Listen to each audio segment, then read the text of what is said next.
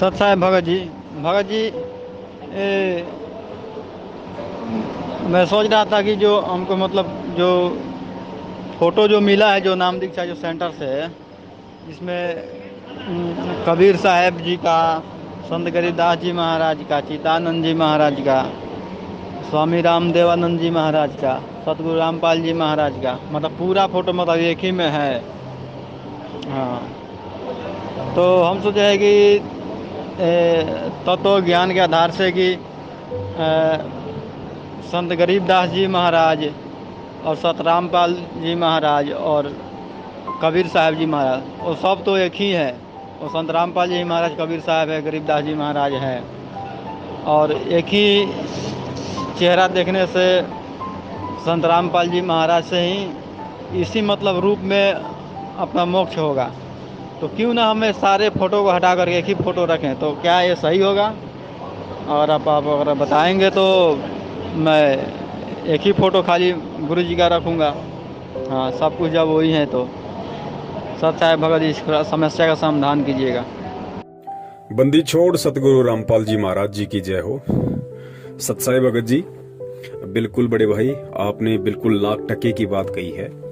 कि हमें जो फोटो मिली है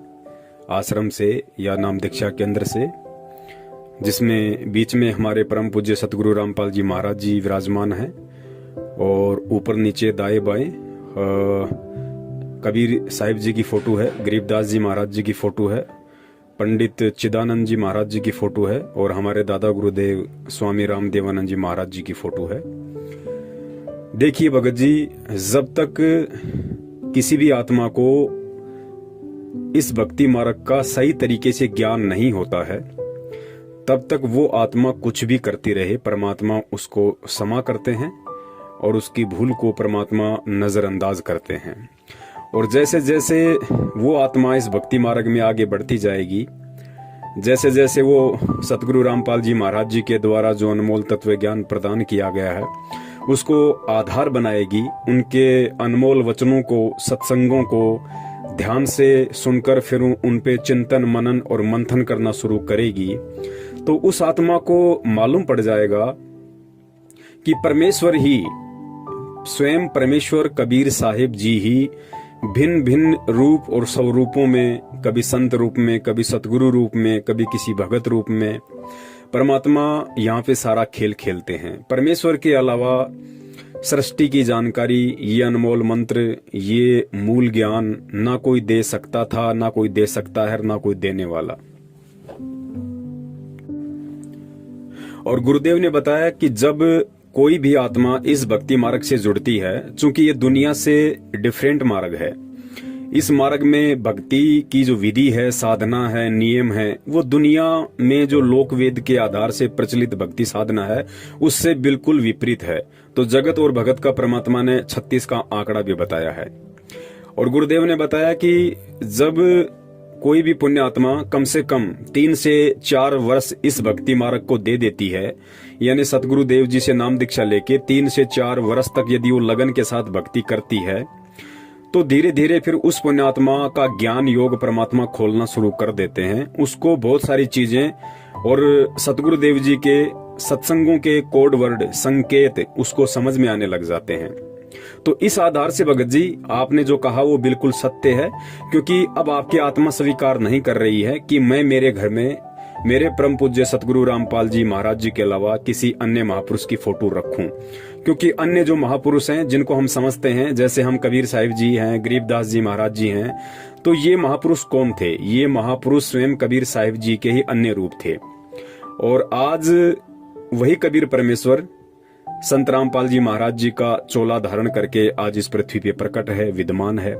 तो हमें बाकी के जो उनके स्वरूप हैं, आज से पहले परमात्मा देश काल और परिस्थिति के अनुसार जो लीला कर गए,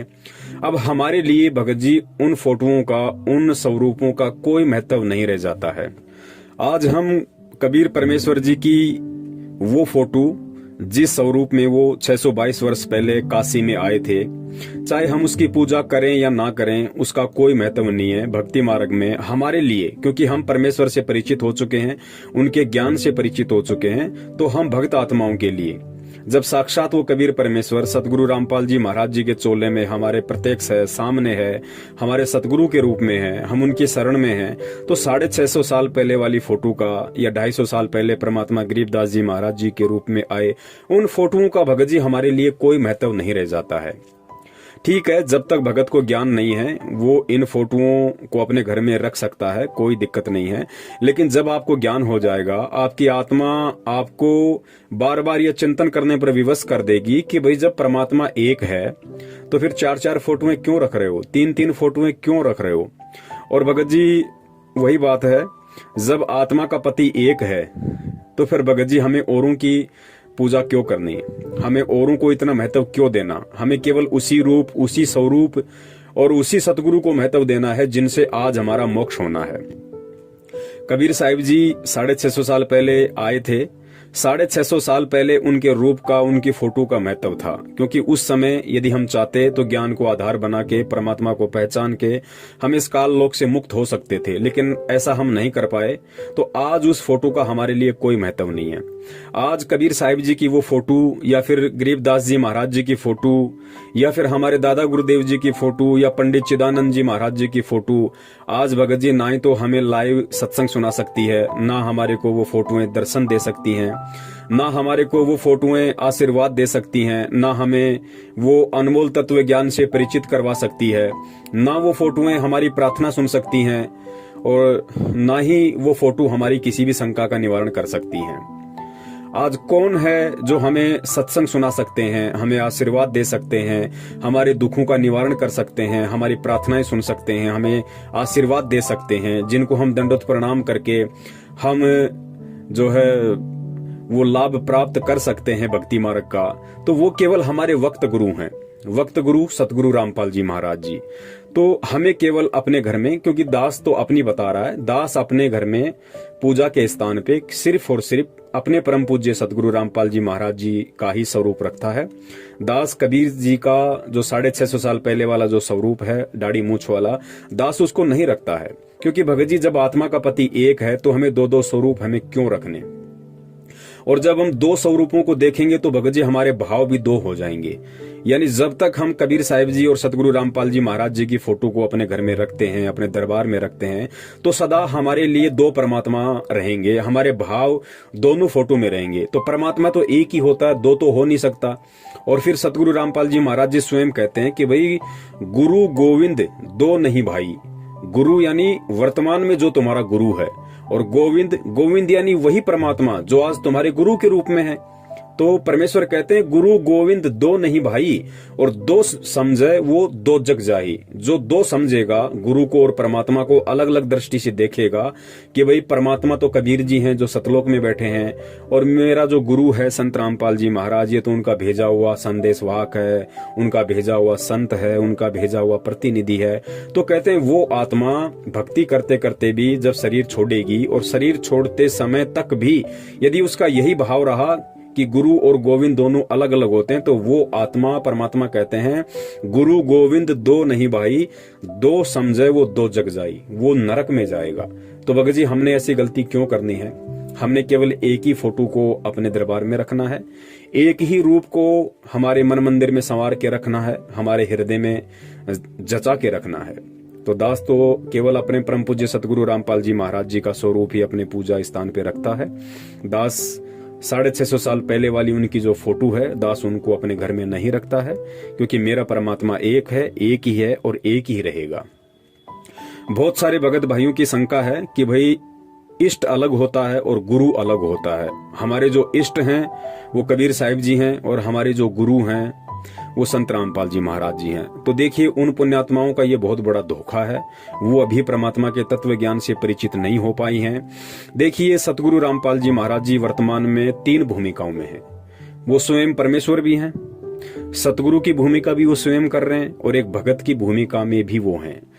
और परमेश्वर की वाणी भी है कि साहिब से सतगुरु भय, सतगुरु से भय संत, धर धर वेक विशाल अंग खेले आदि और अंत। और दूसरी परमात्मा की वाणी है कि साहिब से सतगुरु भय, सतगुरु से भय साध, ये तीनों अंग एक हैं, गति कुछ अगम अगाध। स्वयं परमात्मा यहाँ पे साबित कर रहे हैं कि ये जो तीनों अंग हैं ये तीनों एक ही हैं, यानी वो परमात्मा ही स्वयं साहिब है, वो परमात्मा ही सतगुरु की भूमिका करता है और वो परमात्मा ही एक सुयोग्य भगत की भूमिका करके ये उदाहरण पेश करता है कि एक शिष्य का, एक भगत का अपने गुरु के प्रति कैसा प्रेम होना चाहिए, कैसी उसकी लगन और निष्ठा होनी चाहिए, कैसा अपने सतगुरुदेव जी के प्रति जब वो उसके सामने जाए तो कैसे उसके आव भाव और आचार विचार होने चाहिए, गुरु के सामने कैसे रहा जाता है, कैसे बोला जाता है। तो इन सब बातों को समझाने के लिए एक उदाहरण के तौर पे, जैसे 650 साल पहले कबीर परमात्मा ने रामानंद जी को अपना मुंह बोला गुरु बनाया था, केवल ये उदाहरण पेश करने के लिए कि गुरु और शिष्य का नाता कैसा होता है, कितनी आपस में मर्यादा होती है। ठीक वही भूमिका वर्तमान में वही कबीर परमात्मा 8 सितंबर 1951 के दिन भारतवर्ष की इस पवित्र भूमि पे गांव धनाना, जिला सोनीपत, हरियाणा में प्रकट होके और फिर आगे चल के जैसे ठीक का समय आया, उन्होंने स्वामी रामदेवानंद जी महाराज जी को अपना मुंह बोला गुरु धारण किया और परमात्मा ने एक भगत बनकर एक भगत वाला उदाहरण पेश किया कि भाई गुरु का शिष्य के प्रति कैसा भाव, कैसी लगन, कैसी निष्ठा, कैसा आचार विचार, गुरु के सामने कैसी रहनी करनी शिष्य की होनी चाहिए। वो परमात्मा ने एक एग्जाम्पल पेश किया ताकि हम जब सतगुरु रामपाल जी महाराज जी को अपने सतगुरु के रूप में धारण करें तो उनके जीवन को देखते हुए हमने भी वैसा ही व्यवहार करना है जैसा उन्होंने करके दिखाया। तो भगत जी परमात्मा एक ही है और इष्ट रूप में वही परमात्मा है जो आज इस धरती पे प्रकट है। तो इस सत भक्ति मार्ग में देखिए, अज्ञानी संतों और महंतों के द्वारा जो भक्ति साधना करवाई जाती है, क्योंकि वो गुरु अधिकारी नहीं है इसलिए उनका इष्ट अलग है, लेकिन हमारा जो इष्ट है वो स्वयं ही परमात्मा है। हमारा गुरु स्वयं ही वो परमात्मा है, कबीर साहब है,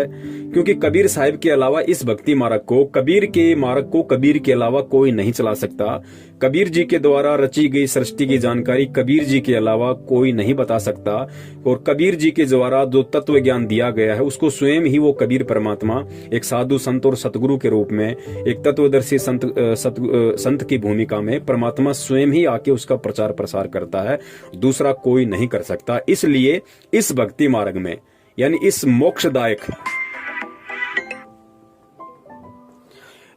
मोक्षदायक सत भक्ति मार्ग में, कबीर जी के सत भक्ति मार्ग में कबीर जी ही हमारे इष्ट हैं, कबीर जी ही हमारे गुरु हैं, कबीर जी ही हमारे सतगुरु हैं और वे कबीर जी आज स्वयं इस पृथ्वी पे सतगुरु रामपाल जी महाराज जी के स्वरूप में प्रकट हैं। तो हमने केवल उन्हीं का स्मरण, ध्यान, चिंतन, मनन और उन्हीं की हमने पूजा करनी है, इष्ट रूप में, गुरु रूप में, सतगुरु रूप में। तो भगत जी हमने अपने दिलो दिमाग में, मन मंदिर में और हमारे हृदय में केवल सतगुरु रामपाल जी महाराज जी की ही फोटो रखनी है, क्योंकि हम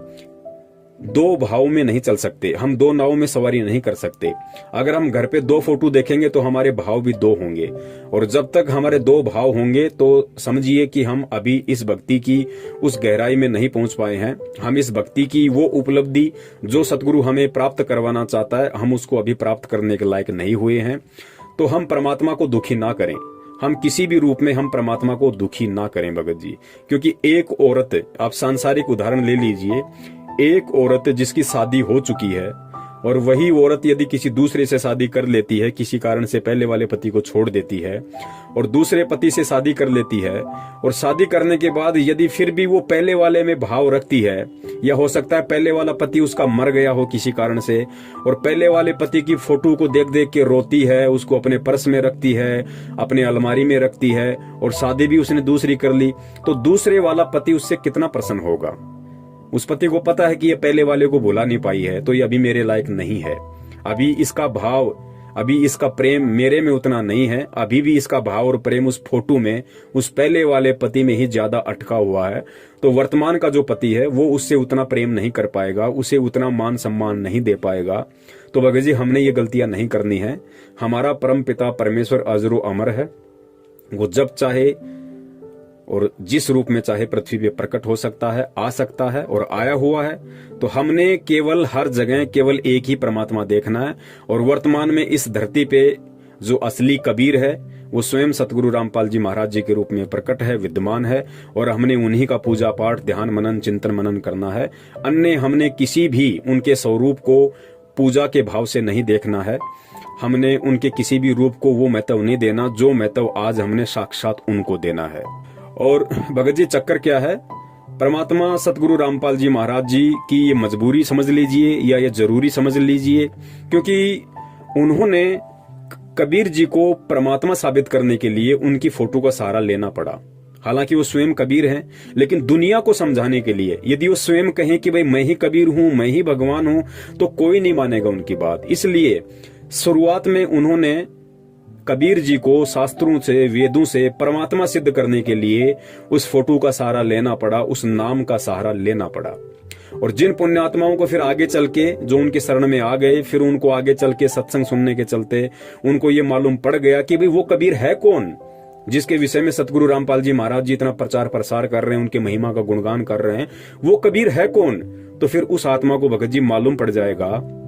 कि जिस परमात्मा के विषय में आज तक कोई नहीं जान पाया, तो उस परमात्मा की जानकारी कौन दे सकता है यहाँ पे आके। उस परमात्मा की सृष्टि की, उस परमात्मा के सतलोक की जानकारी कौन दे सकता है। और जब मालूम पड़ेगा उस भगत आत्मा को कि कबीर की जानकारी तो स्वयं कबीर ही दे सकता है, क्योंकि गुरुदेव ने अनेकों बार कह दिया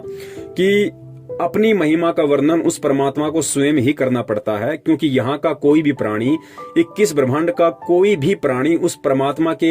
विषय में नहीं जानता है, उस परमात्मा से परिचित नहीं है। इसलिए उस कबीर परमात्मा ने स्वयं ही यहाँ पे एक संत रूप धारण करके, एक सतगुरु रूप धारण करके अपनी जानकारी स्वयं ही देनी पड़ती है।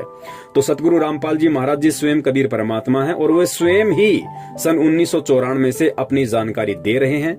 अनजान व्यक्ति गुरु और परमात्मा को अलग अलग देख सकता है। सतगुरु रामपाल जी महाराज जी और कबीर परमेश्वर जी को दो रूपों में देख सकता है, लेकिन जो उनके अनमोल तत्व ज्ञान से, मूल ज्ञान से परिचित हो चुके हैं, वो भगत अच्छे से जान जाएंगे, पहचान जाएंगे कि गुरु और परमात्मा अलग नहीं है। और फिर भी यदि गुरु और परमात्मा को कोई दो अलग अलग रूपों में देखता है, तो परमेश्वर की स्वयं की वाणी है कि वो नरक में जाएगा, वो दोजक में जाएगा। बंदी छोड़ सतगुरु रामपाल जी महाराज की जय हो। सत साहिब।